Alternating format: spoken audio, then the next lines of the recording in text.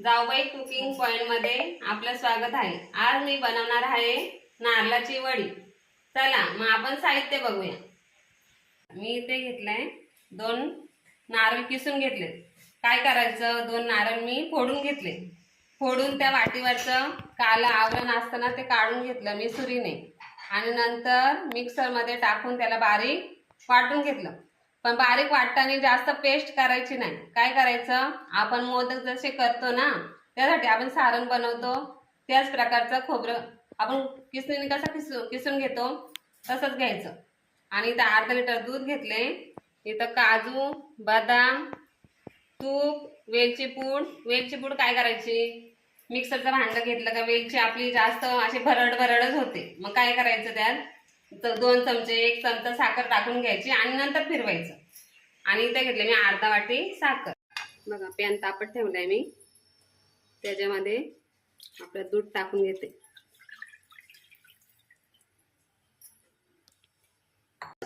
आटेपर्यंत हलवतच राहायचं। आपलं दूध आता घट्ट होत आले। जर तुम्हाला एवढी मोठी प्रोसेस करायची नसेल तर काय करायचं, डेअरीमध्ये मावा भेटतो तो आणायचा आणि किसणीने किसायचा आणि नंतर तुम्ही त्यात टाकू शकता। नाही तर काय करायचं, दुधावरची साय काढून घ्यायची आणि ती टाकायची। दूध आटत आलेलं आहे।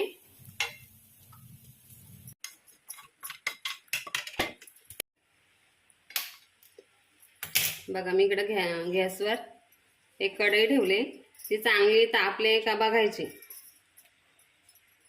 नंतर त्यात टाकायचं 2 चमचे तूप टाकायचं।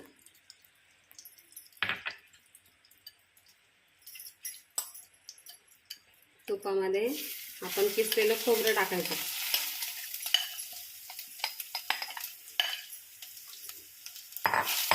ते चांगलं भाजून घ्यायचं। 5 मिनिटं भाजून घ्यायचं चांगलं। आता 5 मिनिटं झालेले आहेत, खोबरे भाजून झालं।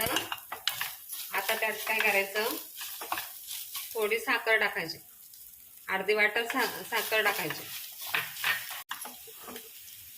नंतर आपण आटून घेतलेलं दूध टाकायचं। गॅस कमी स्लो ठेवायचे।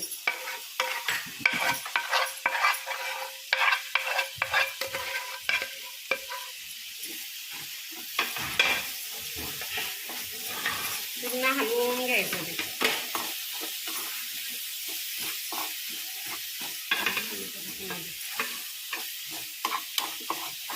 बघा किती छान वास येतो। बघा चिमूटभर मीठ टाकायचं। मीठ टाकल्याने चव अजून छान लागते।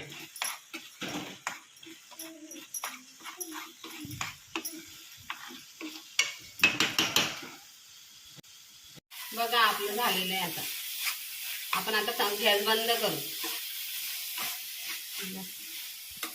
इकडे बघा 1 चमच भर आपण त्यात खसखस टाकू। प्लेट घ्यायची, त्यात 1 चमच तूप टाकायचं आणि तूप सगळीकडे लावून घ्यायचं।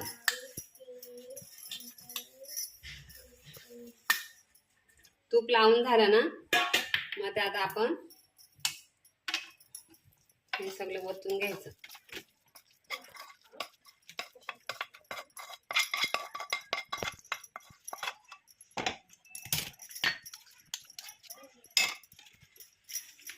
सगळीकडे पसरून घ्यायचं।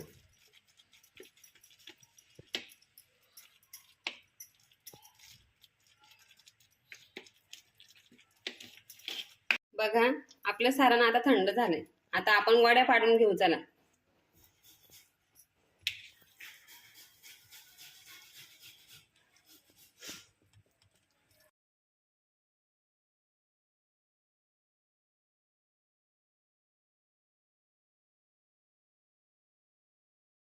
बघा आपली नारळाची वडी तयार झाली। तू काय बनवलंय, किती छान वाटतंय। बाय, मी बनवलं नारळाची वडी।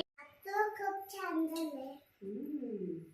बाय मैत्रिणींनो, चला भेटूया आपण पुढच्या व्हिडिओ मध्ये। बघा ताई कशी झाली खाऊन।